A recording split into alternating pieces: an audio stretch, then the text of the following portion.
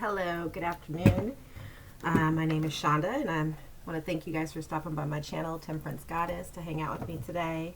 I have been a little MIA here lately. I've been doing traveling, hanging out with family, dealing with this whole corona stuff. But if my messages today resonate with you, I ask that you do please like, comment, subscribe, share, talk about it, whatever you're moved to do. I thank you guys for hanging in there with me. We're going to start today with Cancer and do a check-in on what's going on in your energy, what advice your angels and ancestors and our Father has for you, what you need to know for the second week of June here. Yeah, again, I thank you guys for just hanging in there with me, right? So let's get right into it, shall we? Alrighty.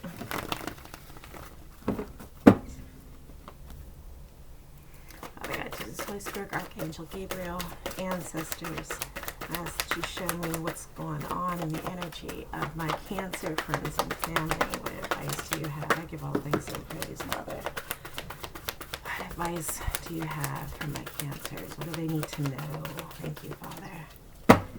All right, let's get into it. Okay, guys. So your overall energy is the Five of Cups,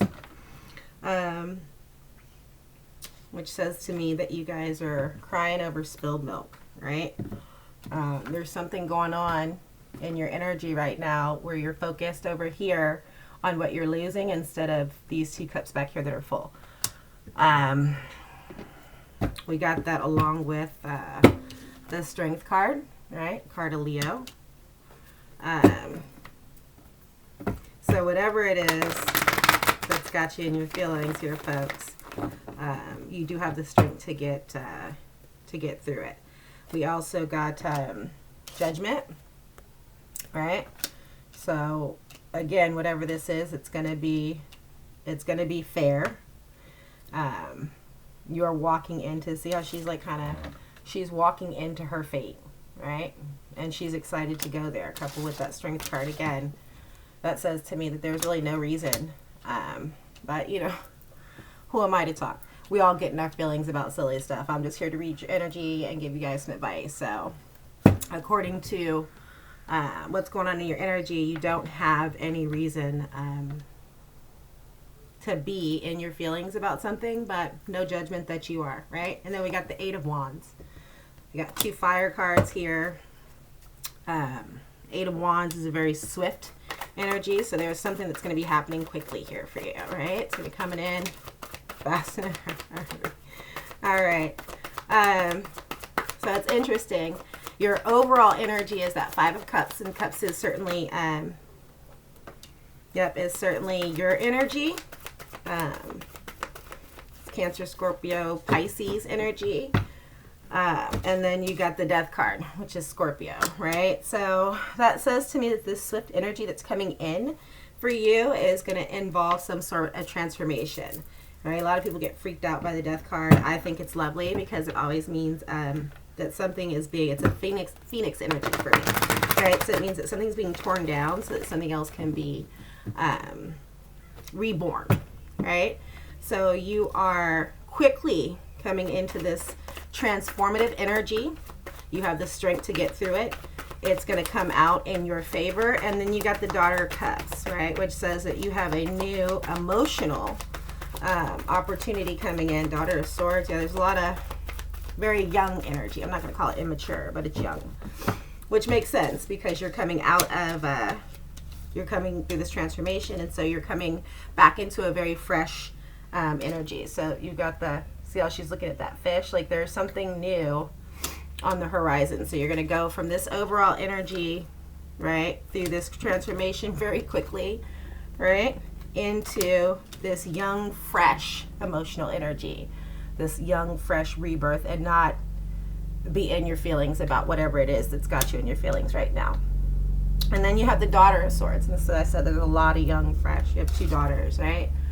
These are pages, so to speak, right? So This is a new swift opportunity. Swords deals with air, so it's always some type of conflict. You are going to be very swift in cutting through whatever obstacles. It's almost like a green light, right? Like you're moving in the right direction. Keep up the good work, right? Whatever you're doing is working, and you're moving away from that sad sap crying over spilled milk, and now hopefully paying attention to those cups that are full, right? And then we got the Wheel of Fortune, but we got it in reverse, right? So with all this happening, you need to because the wheel is constantly turning, right? And so while we're going through any kind of emotional transformation, anytime personal or spiritual transformation, that wheel will always be turning. And right now it's not turning in your favor at the moment, but it will. I mean, you still have the card, which means that there is always the possibility of turning that wheel back in your favor. All right, let's... Ooh.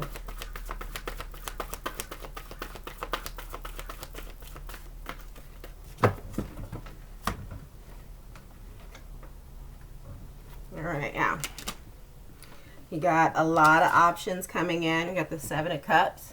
They're not all good options, right? But it's a lot of options. We got 2 8s here on the board. 3 8s. Oh, I love it. Okay, so 8 is significant right now for you folks.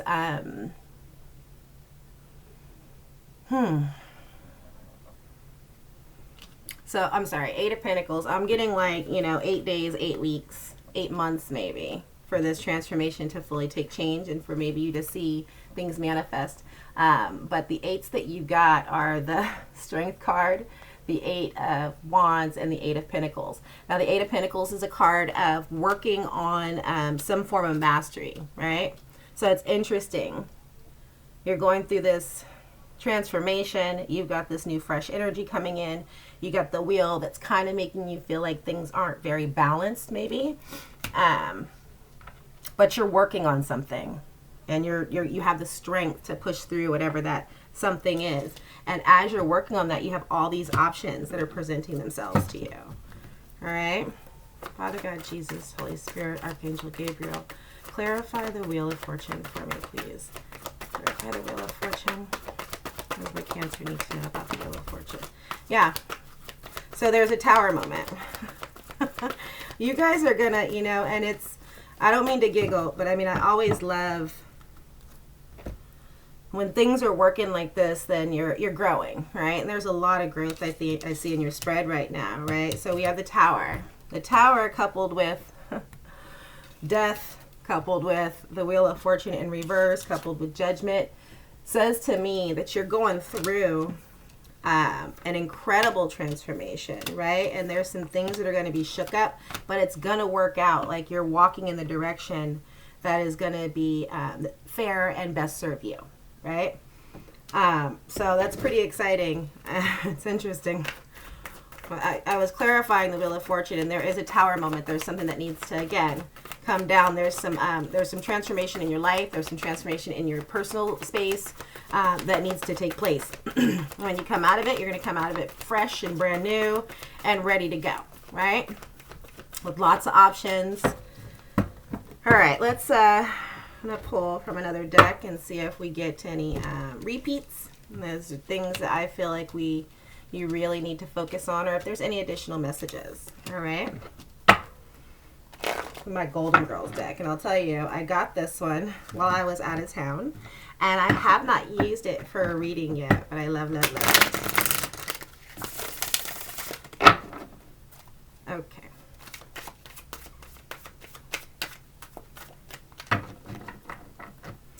All right. Jesus, Holy Spirit, Archangel Gabriel, what advice do you have? Oh, I love it. So the first card that we got out for you in that original spread with the Goddess deck was Strength, right? We talked about him. And the first card you got out in the Golden Girls deck was Strength, okay? So that says to me, right, that you absolutely are stepping into a place of power And what I love about both of these actually is that you look, and the strength isn't an aggressive like kind of strength. It's a taming a wild beast. It's you're stronger mentally. You're not having to use brute force, right? You're using your mind. See how in both of them they're standing next to these wild beasts, these beautiful creatures, but they're taming them both. And I think that that's kind of the energy that you're in. You're going inward with this transformation, with this tower moment, reflecting on some things, and you're allowing things to happen and progress. And you have the strength to do that in this moment. So I think that's really exciting. And then we got the King of Pentacles, right? Which is we got the Eight of Pentacles, right? Which is working on mastery. Pentacles deals with earth energy, which is money, things of this world, right? And now you got the King of Pentacles, which says that you're going to be, if you're not already, in a very secure place financially, somebody who's mature in their dealings with money and tangible things. Oh, the Star. All right. We got the Star there, which is an air sign. It is Aquarius, and it's beautiful. Like the Star is being your authentic self, right? So you're walking in an energy right now that is that's all you. That's Cancerian, you know. And as long as you stay in that authentic space, then you're gonna thrive, right? But you're coming into that authentic energy after this transformation with that Death card. Right? After that Tower moment, you're coming back into this new, fresh, beautiful energy. Let's see what other things they have. The High Priestess. A lot of major arcana coming out for you in this one, right? The High Priestess is a card of, she's very fair. She's very mature. She's somebody who is constantly growing and learning and evolving, right? Which is what I said you guys were going to be doing, all right? That strength, though, is what we need to focus on because it's the card you got twice, and it was the first card. So it almost says to me that I need you guys to lead with strength, like constantly, but not the brute force, not the aggressive strength, not the angry stuff, but the like mental, spiritual strength, right? Let's see if we can pull any advice from the numerous tarot decks, see if there's anything. Oh, 6th house, craft. Work, detail, health, well-being, diet, service, daily rituals, contributions, organizations, purification skills, and methods. So that says that you're supposed to be working, right? Working on this master, again, is what I keep going back to. So it's really going to pan out for you, right? So the 6th house talks all about... I'm going to read the definition in here for it, okay? It's the sign of Virgo. The